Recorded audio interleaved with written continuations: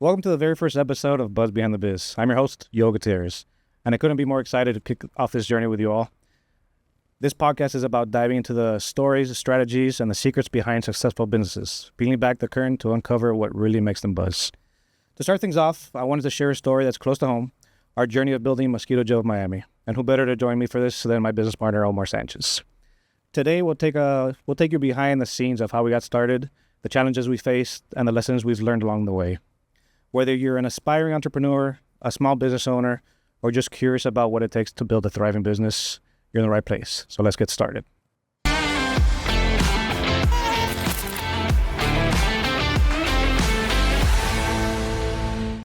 Thank you guys for joining us. I'm here with my partner, Omar Sanchez, and we're just going to talk about a little bit our story, how we got started, how we got started in this business, Mosquito Joe, and basically our lives before that and our lives after that. So welcome, Omar. Thank you, Thanks man. Happy to be here, man. Thank you, man. So tell me a little bit about yourself. Well, how'd you start in business? How'd you start in, what got you here? Well, first of all, this is my first time ever being on any sort of podcast.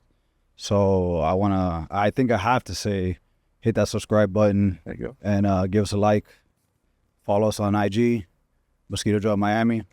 A little bit about me. You know, I love talking about myself. Yeah, you did. My name's Omar Sanchez. I'm a Miami native, born and raised here in Miami.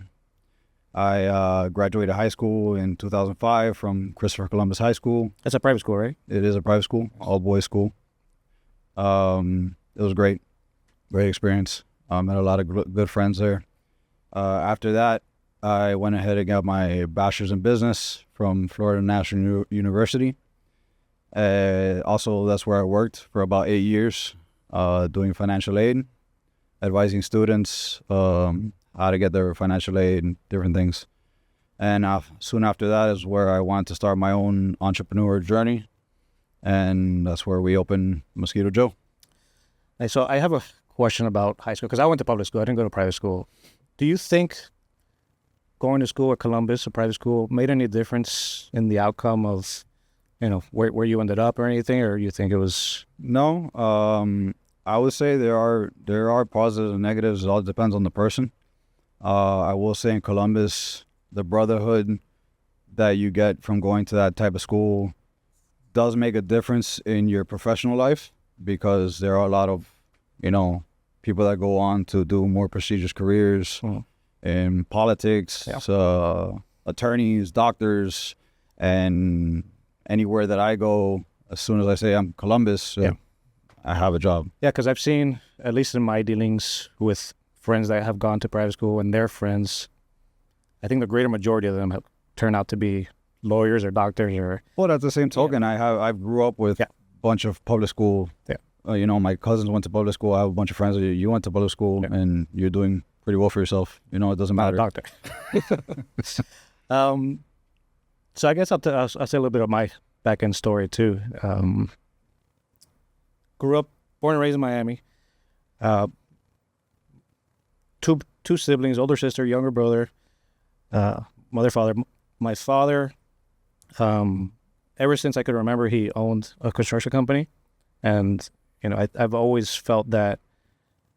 My thought in business was, when you grew up, you had a business. It's just because I grew around somebody that had a business. Yeah, my father had a business. My mom stayed home to take care of the kids. So as I grew up, that's always I used to spend my days with my dad, driving around the construction truck. He would leave his assistants to take care of me. I don't know if that was a good thing, but I would go on the truck to all the sites. So I remember that deeply. And my father passed away when I was 15, and I started working right away. And that was a big shell shock, because I thought I was going to own a business, right? And what ended up happening was that my father's share of the business got bought out by somebody else. So that business basically went out the door, which I was supposed to. I was going to go into school for civil engineering specifically to get into that company. Yeah.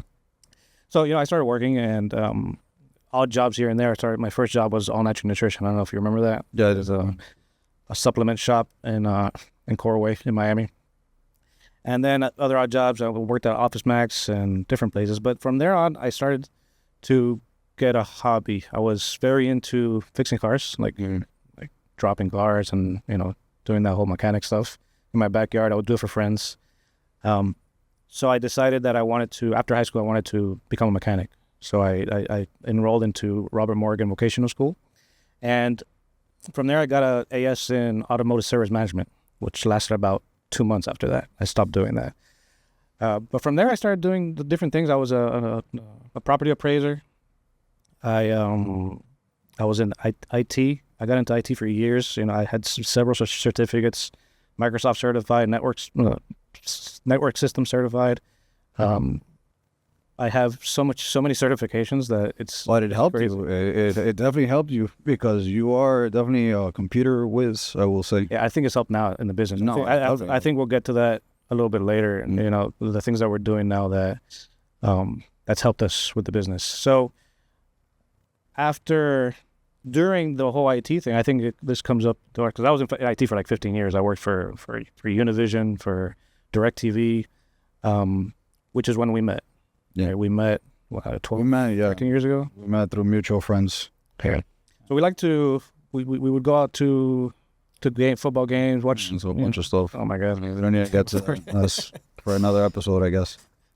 Yeah, so that's along the lines of when we met. I don't know if you want to say the story of how the whole thing, because I remember exactly where we were 12 years ago. I mean, it all coincides, I guess, because my first job was with the university. My father is actually co-owner of the university. Right.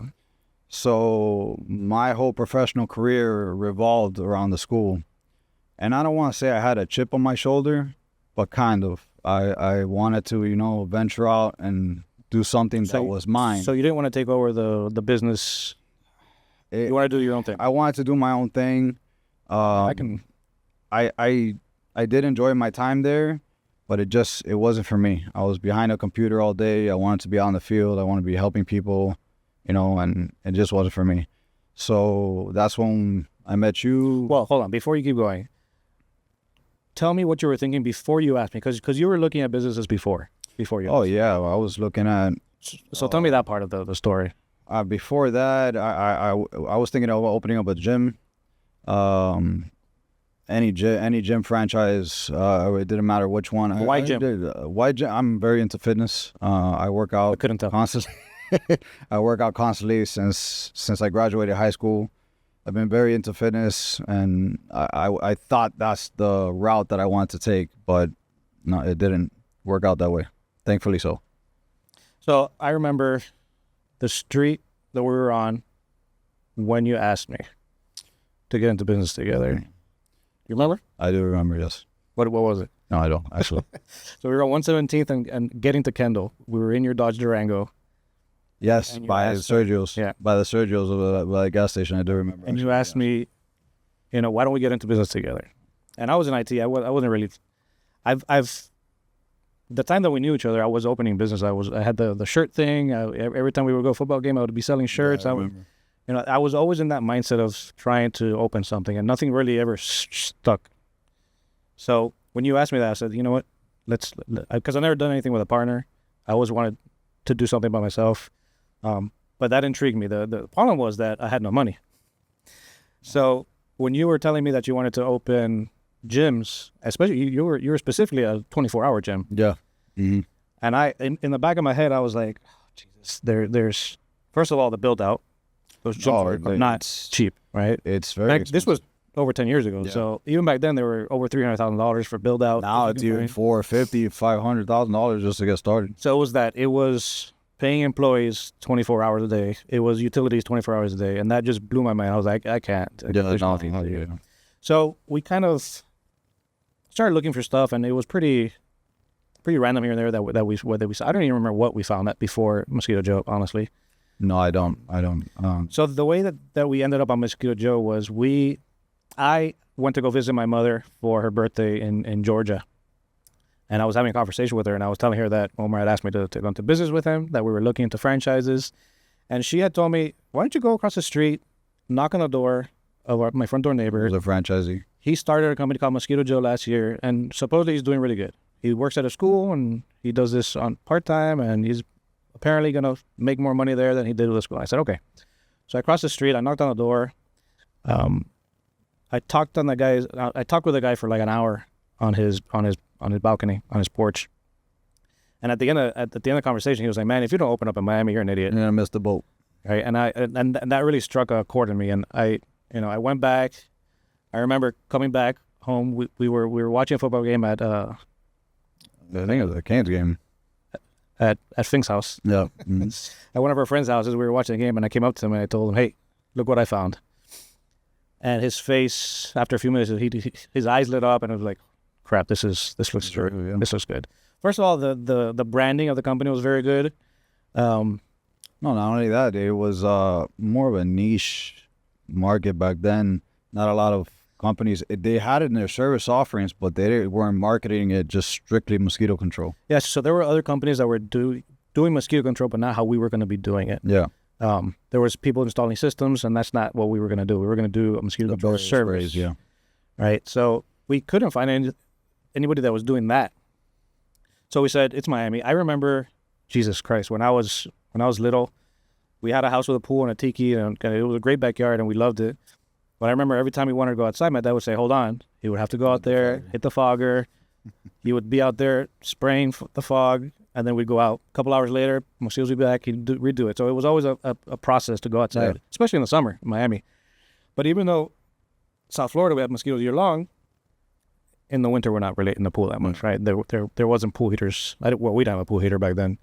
And as cold as it is, as warm as it is, the pool still can get cold. Yeah. So I remember that clearly in my mind, and I thought, man, if this could help people and families be outside more. Well, for me, it's a personal thing. They just love me. I'm that person that goes outside and they attack me immediately. For me, it's personal too, but not so much me. It's my wife, and she does not stop complaining about. So we have a backyard now. All right, you guys will find this funny. We have a backyard now, and I barely use it because she does not want to go outside, and we own a mosquito control company. But the thing is, I like having mosquitoes so I can test products. So it's like having a mechanic that's car's always messed up. Yeah, it's kind of like that. But we have installed a misting system in our house, and I've been out there a lot more. But it's very much, if there's a mosquito within a mile, it'll find her. Yeah. So that being said, that's how we started the business, right? What do you think were some of the challenges before we even opened? So there's too many to count. Well, first of all, like you said, the funding. Cash is king. Cash flow is dire to a business that's in its infant stage. You have to make sure that you're getting your brand out there. People don't know who you are, so you got to go out there. You got to make connections. But I also think even before that, before we even funding, during, I think it was the pre-buy, the franchise fees and all that. Oh, the franchise fees, finding the truck, finding the equipment. So for the money, I didn't have money.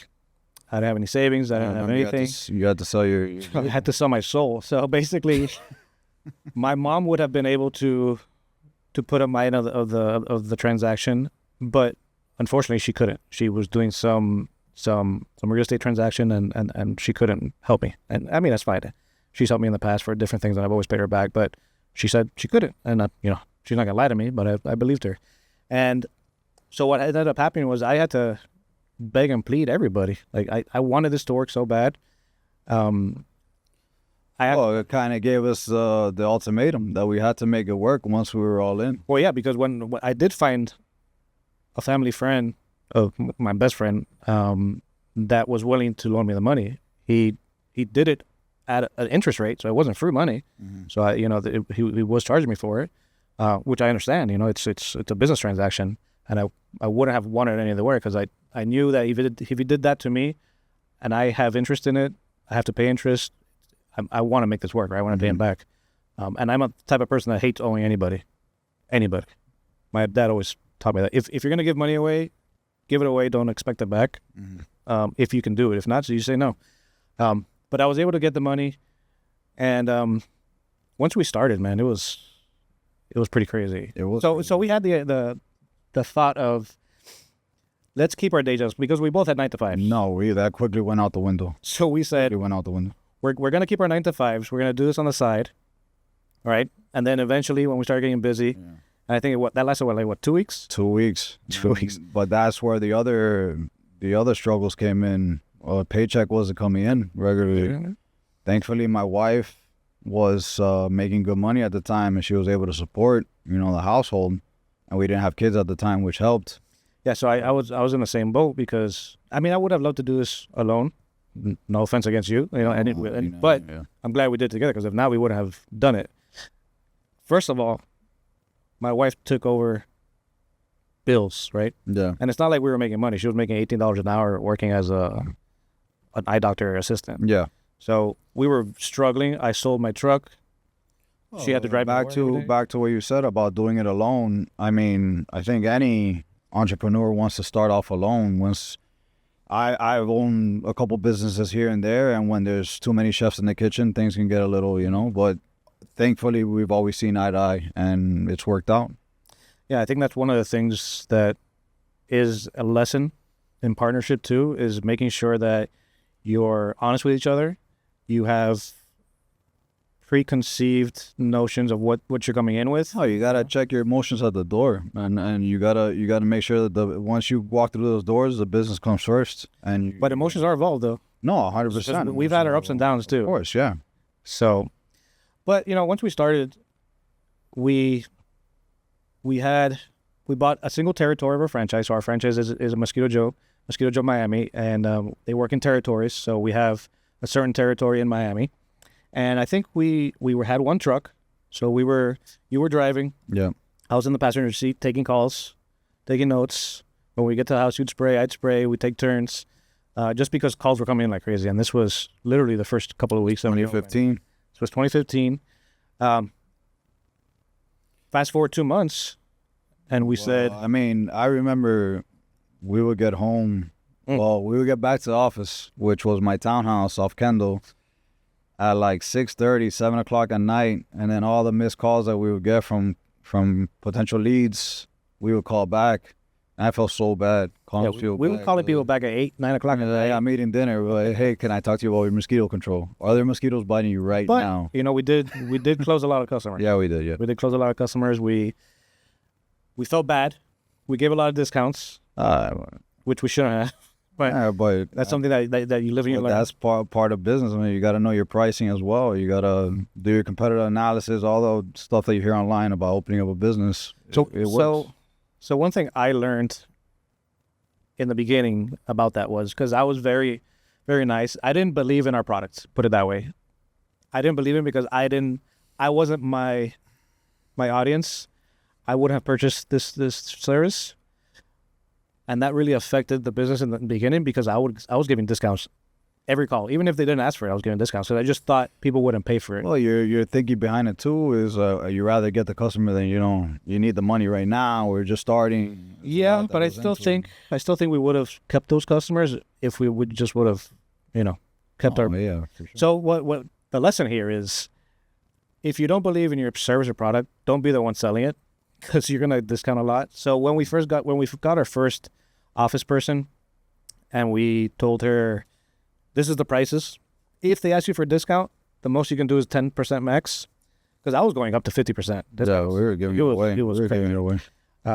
That's when the business actually started making a lot of profit, because she actually stuck to the pricing, and it was a big deal. But what I was going to say before was, after 2 months of doing this, we said, there's too much work for one van. Oh yeah, Since there was 2 of us, it only made sense to buy our next van. Yeah. So within our first 2 months of starting the business, we purchased our next van. That was truck number 2. And I think the next month we said, You hired an employee, no? I think we bought the second territory. Yeah. So we purchased a second territory, and 2 trucks, 2 territories, right? And I think 4 months after, 4 months in, I think we hired our first technician. And that was interesting, because we had 2 trucks. So what it helped do was pull me out of the van, so I could be at the office more. Yeah, so you can oversee the business more, because when you're in it spraying, you really can't take It was. Listen, everybody can see. You can tell now that we're okay financially. You know, we're not millionaires, but we make a good living. Yeah. You know, we can go on vacation. You have kids that you can put through school, private school, and there's events and stuff. You know, but it wasn't always like that. No. It was a struggle the first few years. What helped us though, I always say that we had a couple. We were pretty lucky. It's part luck, but it's part hard work too. But the hard work definitely went into it as well. But 2016 was a weird year. Zika year.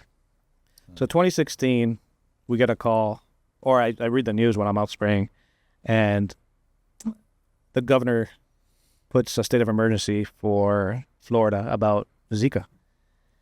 And the first call I make is to a friend of mine that she's a reporter in a local news station. And she said, give me 10 minutes, I'll call you back. And I said, can we do anything? So she calls us back 10 minutes later. She says, I can have a news crew, a film crew out to wherever you want at 8 o'clock tonight. I said, let's do it. So we actually ended up scheduling Omar's parents' house. Mm.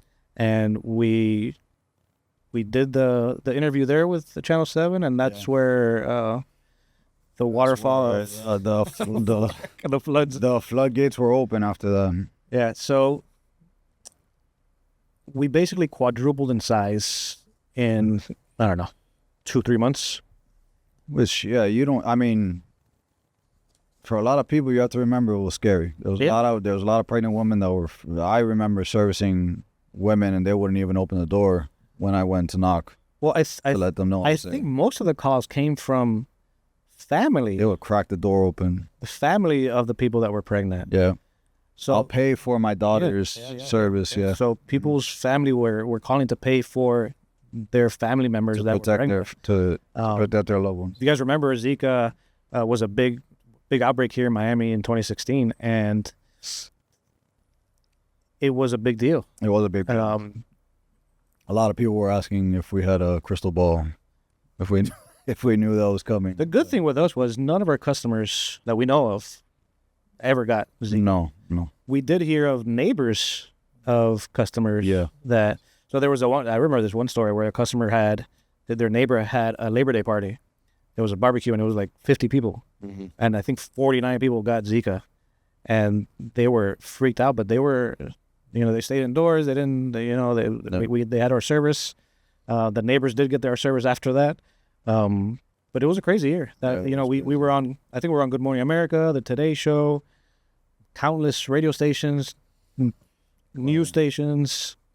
We had to hire multiple staff for the office, technicians left and right. We bought a couple trucks just to keep up with the demand.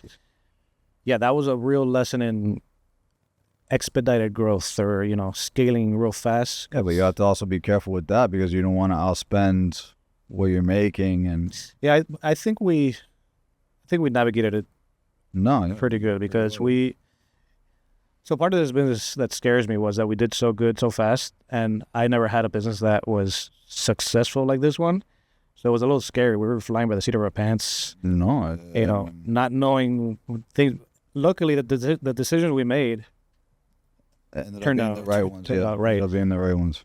So, well, like you said, it was a little bit of right place, right time. Mm-hmm. But to tell you that there was no hard work involved, I'd be lying to you.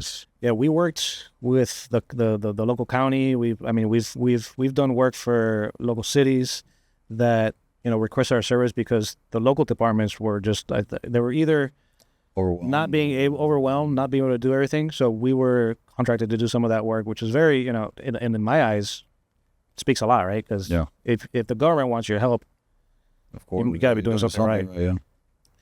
So what do you think were some of the lessons that year, 2016, that came out that like stick with you? Man, I think that's where the hard work was instilled in me, that this was going to be a grind to the end, and we made it through the other side. I remember, again, the paycheck thing, not getting paid for doing all the work that you're doing. This is, I don't want to say it's backbreaking, but it can get to you. The summers in Miami get 95, 99 outside, the humidity, you're sweating. and doing 18, 20 houses a day, it'll get to you. And for free, it stings a little bit, you know, but this is your baby and you want to see it flourish. I think it's important to tell people that we didn't take home $1 for 2 or 3 years. For I think almost 3 years. Yeah, it was 3 years. 2 or 3 years. So, you know, we relied on both our wives. And then even when we did start, it was humble, you know, it wasn't nothing crazy. It was a few $100. Yeah. So, you know, that's something that, and during that time, I remember Zika, we were doing 6-7 days a week. We were working. So working, 7 days a week, 6 days a week. It is hard work. And especially in this business, right? It's outdoor. Now, some people had it differently. So there are other franchisees, and just so you guys know, this is a franchise. So we're franchisee of Mosquito Joe, but there are some franchisees that came in it a little different, right? They came in with a little bit more money.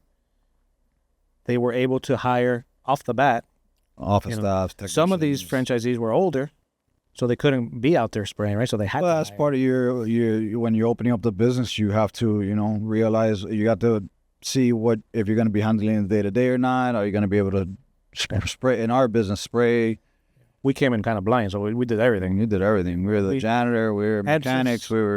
Since we came in with no financial nest egg, it was all pay as you go. Like we had to, money came in, money came out. So we did reinvest a lot.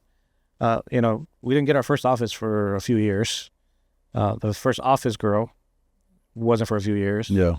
I think 2016 we had to hire somebody because it was just too many calls. Now we're a few thousand customers. It's a little bit different animal now. That's where we are the kind of yin and yang, because I was spend, you were save, so it equaled out. Yeah, I guess that's a good part. So let's see here. So do you have, if somebody was to start this exact business, do you have any advice for them? Anything that a rookie would need to know before going in? Well, besides not necessarily specific to Mosquito Joe, but a business like this. Besides the obvious, I mean, the beauty of starting a franchise is you have corporate help. You have, like you like to say, a business in a box. Mm-hmm. All the policies and procedures are there for you to follow. I know sometimes people can get frustrated and they want to do their own thing, but if it ain't broke, don't fix it. Not to sound cliche, but it's worked, and it's worked for a reason. Yeah. You just got to follow the plan in place, and I'm not going to say you're going to be successful right away, but eventually you'll get there. Not every market is the same. You'll have different difficulties in different markets, but pest control is a pretty safe space to be in. There's always going to be bugs. There's always going to be mosquitoes. We've been fighting them for a long time. They haven't gone anywhere. But if I had any advice, I guess my biggest piece of advice is patience. A lot of patience. It's going to take a lot more than you know. A lot of determination, a lot of grit. Just keep at it. So, like you said, I like to say that franchises are a business in a box. And I like them specifically because they let you pivot, right? Not all franchises are the best, they're all different. But if you take my example, I was in IT, and I went from IT to spraying for mosquitoes in a week. Could I have done that without a franchise? Probably not. No. Maybe yes, I could have. Yeah. It would have taken me a year to figure everything out. Yeah. But that's why I like franchises. And then the other thing is, it's a business in a box, but it doesn't mean it's going to be a successful business off the bat, right? Problem is, if you have a franchisee, especially a new franchisee that, like you said, that thinks that they want to do it their way and not follow the system, those are usually the people that fail. And I've seen it, right? You have to at least give it some time, follow the system, because this is a proven concept. Now, unless it's a brand new franchise that's got 2 locations open, and it's a different story. Yeah, they're still learning as well, because they just franchised recently. You get me? But if it's an established franchise, so getting into the franchise, my little piece of advice is follow the system for 6 to 12 months, and let it marinate. You made the investment. You might as well. You bought it for a reason, Bought it right? for a reason. Are there any mistakes that you've learned along the way that, some that you want to say? Like I said, I've owned a couple businesses. Not all were successful. And the ones that weren't successful, I would say my biggest lessons learned was, I'm not a very big financial person. Mhm. But you have to be on top of your finances. You got to know your numbers, your KPIs, key performance indicators, what drives your business. If you don't know that, hire somebody that knows that, because man, that can make or break your business. If you don't know what's coming in and what's going out, you can fail pretty quickly. And that's what I learned in the business that was unsuccessful. Again, I just, I want to go, excuse my language, balls to the walls. I want to do all the marketing, get the nicest truck, get the nicest equipment. And you can't, man. You got to, everything with due time. Yeah, I think I have that, not scarcity mentality, I want to say frugality, like making sure we're getting good deals and stuff. But that's where we, balance out. Yeah, because I hate paying full price for things. No, yeah, just get it. Just buy it. Yeah, you're the I'm opposite. the worst person to You're the go to a opposite. car. Ask my wife. If we go to car shopping, that's fine. That one, that's fine. Yeah, I can't do that. I need to know that I'm getting a deal, first of all. And secondly, that it makes sense for the business, right? Yeah. Can we buy 10 Mercedes fleet vehicles? Sure, we can. Yeah. Does it make sense? No. No. I mean, we can buy lesser quality, not quality, but lesser price vehicles that do the same job. Yeah. And in the long run, those have worked out, right? 100%. Especially a car that depreciates right after you drive off the lot. And we have even more depreciation because we have to stick so much equipment in. Yeah. We have to wrap them. So once we're done with them, they're beaten up. Useless. I mean, not useless, but to a regular buyer, Kind of beaten up. yeah. So that's a good segue into talking about partners and what each of us brings to the table that makes us successful in this business. For me, I would say, the fact that we were friends before, it could be a positive, it could be a negative. I've seen businesses ruin relationships, friendships. People always say you should get into business with family and friends, but I think it's if you both see eye to eye and you both know. That's why every time we have a disagreement, I guess you want to say, I always know that you have the best interests for the business in mind. Mm-hmm. So I trust your judgment or your call. And that's why we really haven't argued. I'll give you my point of view, and I'll tell you, hey, I don't think we should do it this way. Maybe we should do it this way. But I know that you have the business's best interests in And there's mind. time, I don't know everything. So I think it's a big thing of respect. Yeah. You get me? I don't know it all. And I have taken the back seat on some things that that you've been against I'm like, okay, fine, let's not do that, or let's do it this way, or let's do it your way. And I think you have to do that in a partnership, especially when you're 50-50. Yeah. Because if not, it's going to go to... It's never going to work. Or it's going to go to mediation, because you're going to get ugly. So, I think another tip, I guess, would be, if you're going to get into a partnership with somebody, definitely create an operating agreement that's specifically states what each person's going to do, because that way, when something comes up, at least you know which one does what. And that goes in with doing your corporation the correct way and all that stuff. Yeah. So yeah, I agree with you. That's something that we, I'm more analytical about things. I like to think about things. Something that I'm trying to do this new year would be to make decisions quicker, because I do analyze too much.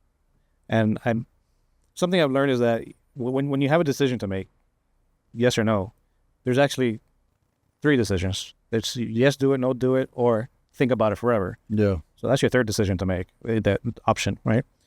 But choosing the good option, the bad option, or no option at all, it's always better to choose a good or bad, Mm-hmm. because the longer you take, You might not do it at all. you might not do something at You all. might not do it at all.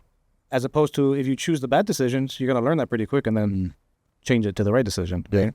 But if you just think about it, nothing's ever going to happen. So I'm trying to make more conscious decisions faster so that I get things moving, because if not, you should see my to-do list. It's maybe there's some things in there that are like a year old, just I'm still thinking about what to do and how to do it. So I'm trying to fix that this year. So you said, is there anything with the family lifestyle now that, or I guess let's ask, why'd you get into business in the first place? Man, I was just bouncing around, not knowing what to do. Like, I guess a lot of kids nowadays, they don't know what to do. They're in between things. I went from applying to become a police officer. Then I did fire for a little bit. Then I did the school. I was just always looking for my thing where I fit. And I'm not necessarily saying that I had a passion for pest control. I didn't even have experience in pest control. No. But I don't want to get, religious or anything like that, but things happen for a reason. And I feel that, we've been given this opportunity for a reason. And not only are we helping people, we're helping our technicians, we're putting food on their tables. It's a big part of why I love this business. It's not just about me. I want to see my team grow and thrive together. Yeah. And then on that point with family, shout out to one of our employees, Marcus, just had a baby. Congrats 2 days ago. Super cute baby. Have you seen the pictures? Super cute. So, that's something that's really important to us. We're just sleeping now. That's right. You're not going to be sleeping, buddy, for a while. But that's one thing that really makes me, proud of this business too, is we get to employ all these people, and, they have families. Most of our technicians have kids. Yep. So it's not like this is a job that's low paying, and, we have to. But yeah, it's great, that we can become, financially stable and all that, but it's a different ball game altogether when your team can rise up with you. I think part of the reason why I started was because that 9-to-5 life was getting to me. It was getting to me. The traffic every day. You always still have traffic, but my job was I live in South Miami. I had a job in Miami Lakes, and it would take me an hour and a half, 2 hours every day, there and then back. If there's one thing, I mean, being an entrepreneur, it gives me the time, like you said, to make your own schedule. And I have 2 kids. These years, I have a 4-year-old and a 3-year-old. You don't get these years back. And just the fact that I can pick them up from school every day, it's life-changing. It really is. But let me make sure that people understand this. But I would have been better off those first few years staying at my 9-to-5. Like, I would have been happier. I would have had more time. But because I went through the struggle, the effort of doing what we did, now I'm paying off. Now it's paying off, right? Yeah. Now we're able to go on vacation. I mean, we're leaving in a couple of weeks to Europe on vacation. And I would have never been able to do that if I stayed at the 9-to-5, right? All these 10 years. Maybe I would have. Entrepreneurship isn't for everybody. It's not. It's not for everybody. And not to say that in a bad way, but not everybody should be entrepreneurs, because then we would have employees, right? We need people that employ, and it's fine. I mean, so it's not the path for everybody. No. But if you're interested in it, definitely look into it. If you have any questions, stick in the comments. Let us know. We'll try and respond as fast as possible. But it's something that I always try and tell people to do, especially if they have a 9-to-5. Have you ever thought about opening a business? Have you, not only for the life it can give you, but there's always also tax savings when you open a business. Yeah. And if you do it properly, and there's a book, Tax-free wealth, or the E-Myth. If you read the E-Myth, it talks about the 4 quadrants of being an entrepreneur, or business owner, investor, employee. You always want to get into the investor side, but it's a process to do that. But you should do it. I mean, it's something that. I mean, if it's in the back of your mind and you're like kind of like, oh, should I do it? Should I not do it? I mean, it's gonna be a struggle at the beginning. I'm not gonna say that it's not, especially if you have that cushion of the 9-to-5 paycheck coming in. Not everybody has the luxury to leave that behind. So what are some of the resources that we used early on that helped us? Because you had an MBA, but I didn't. I was a mechanic. But I didn't have. I mean, to tell you that I again, yes, the MBA. No, I have a bachelor's. Okay. I don't have a master's, but to tell you that the university is going to prep you For real life? business, it might teach you like the theory behind it, but the day-to-day struggle is. So I guess that's a good conversation too. Do you think the college route for business is for everybody? No, Do you not need for it? everybody. No. in my personal view, no. Wow. I mean, does it help? I mean, is it a good cushion to have just in case it doesn't work out? Of course. A lot of employers is the first thing they look at. What's the first thing they look at? They have a bachelor's, they have a master's. Some people say that's an expensive cushion, though. It is an expensive cushion. It all depends how much that piece of paper is going to cost you, man, to be honest with you. Yeah, I didn't get that. Again, I had the luxury of my father, which was co-owner of the university. I went to school tuition free.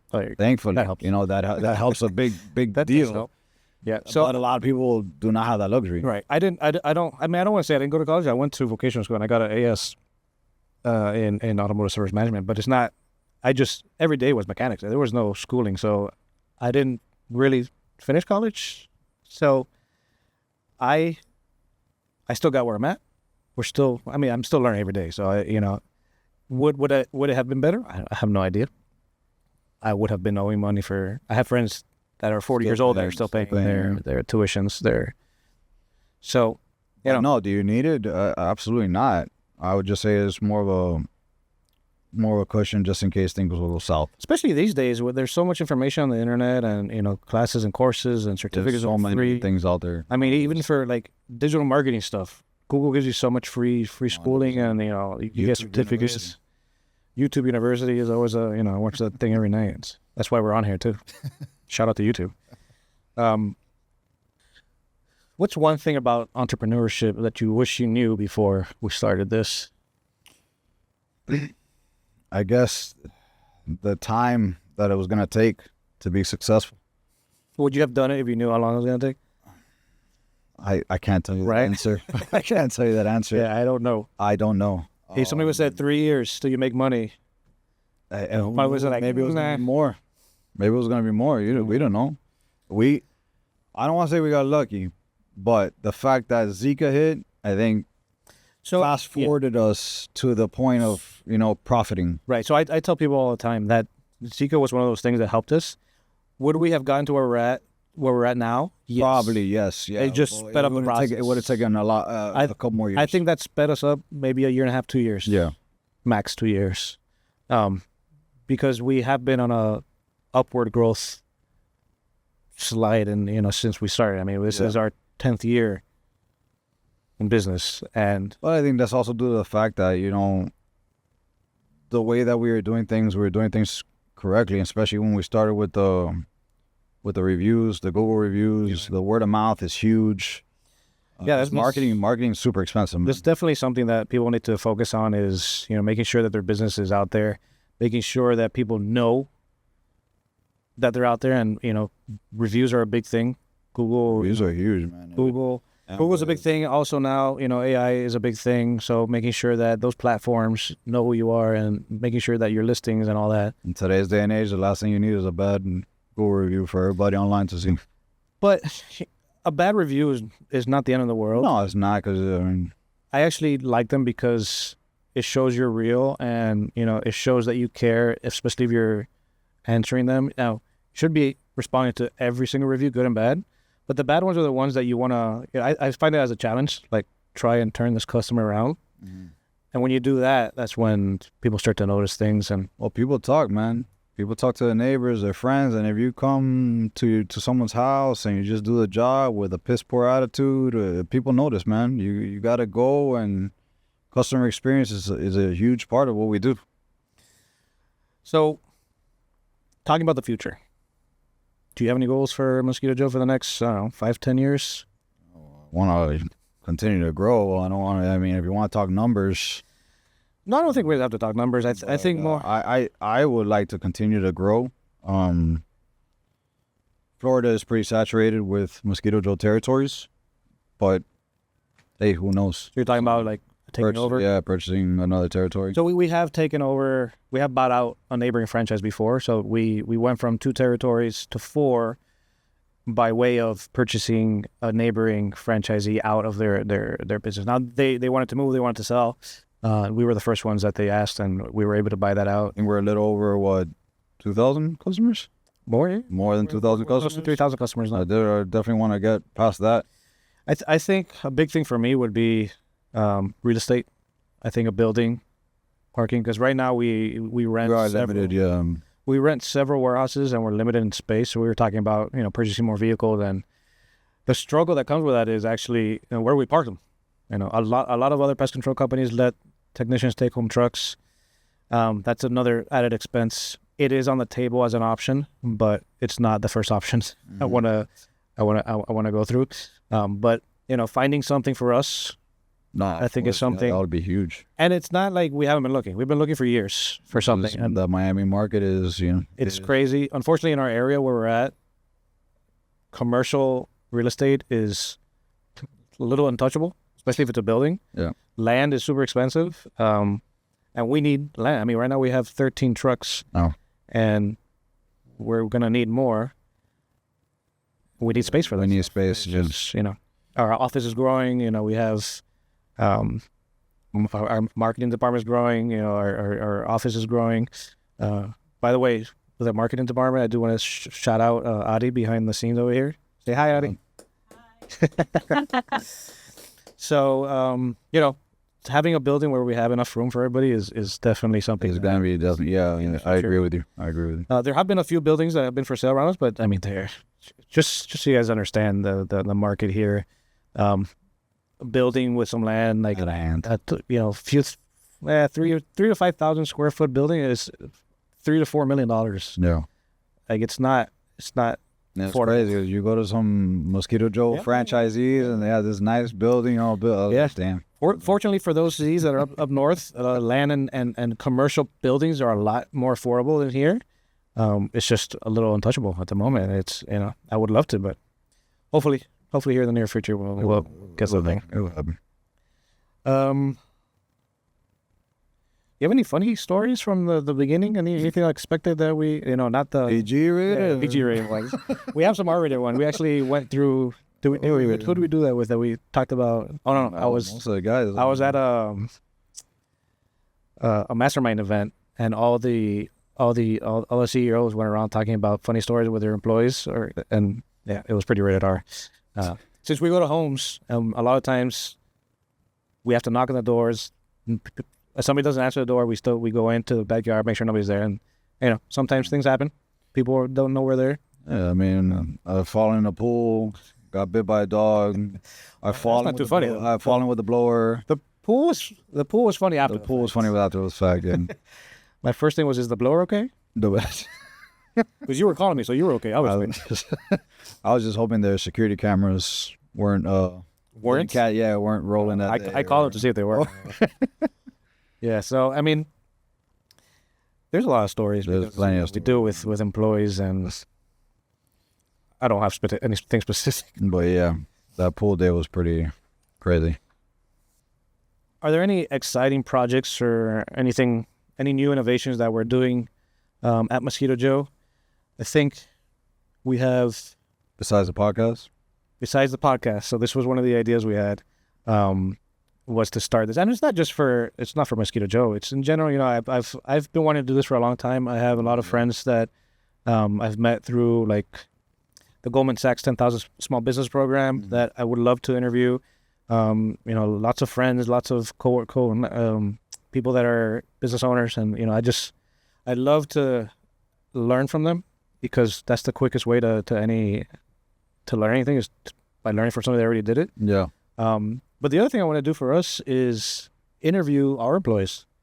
So I'm going to be interviewing some of our employees, and we'll be sharing those videos with our customers so that they can kind of get the behind the scenes of the person that's coming to their house. So a lot of times I think there's a disconnect between a service provider, especially the guy doing the service, the person doing the service, and the homeowner, right? Especially since we're in home services.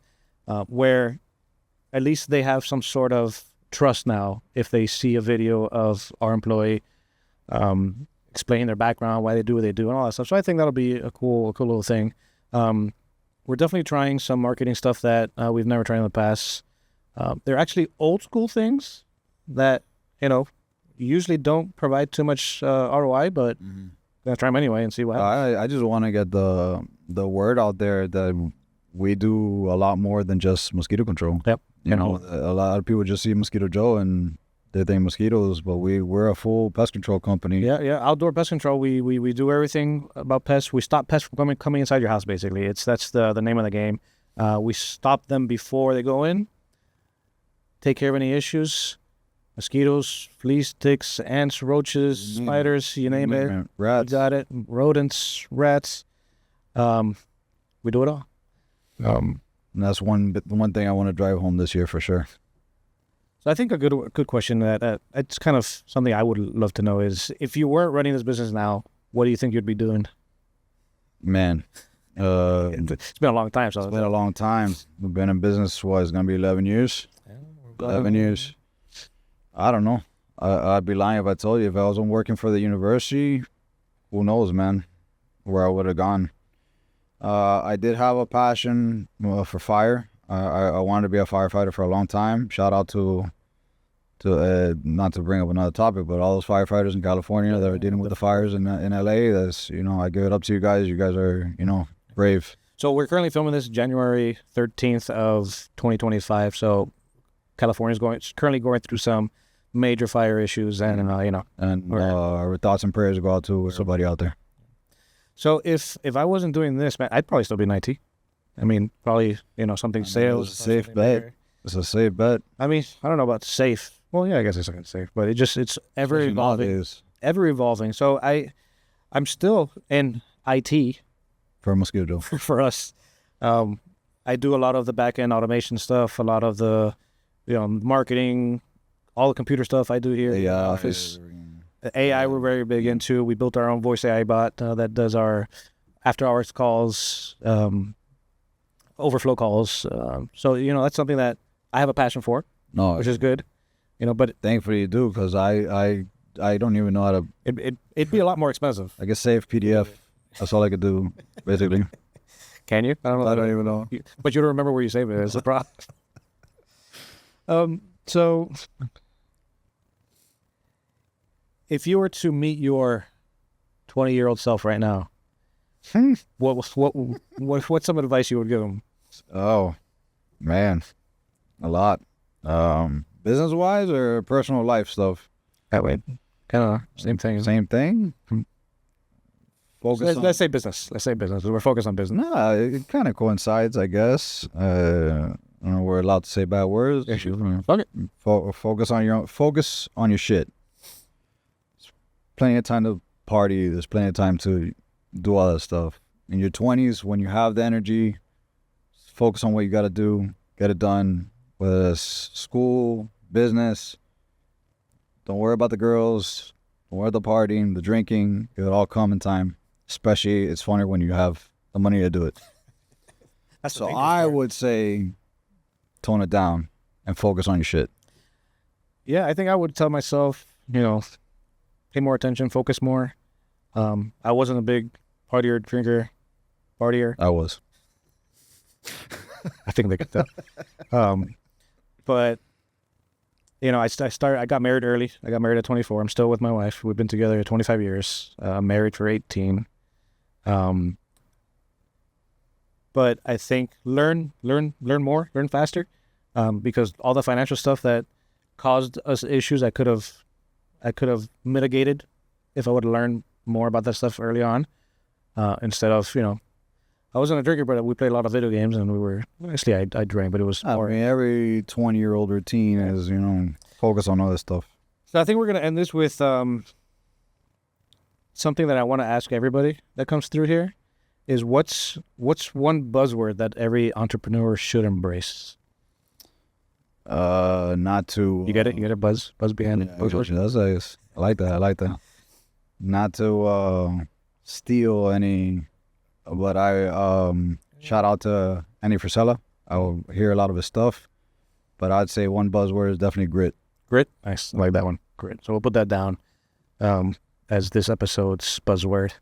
So I think with that, we're going to end it. Thank you guys so much for listening. If you've made it through this far, please subscribe. Like, subscribe. You know what to do. It's fucking YouTube. You know, we need to feed the algorithm, and this is our first episode. And this episode was sponsored by Mosquito Joe of Miami, because we're the ones that pay for all this. Thank you for watching. Thanks for watching, guys. Have a good one. Bye-bye.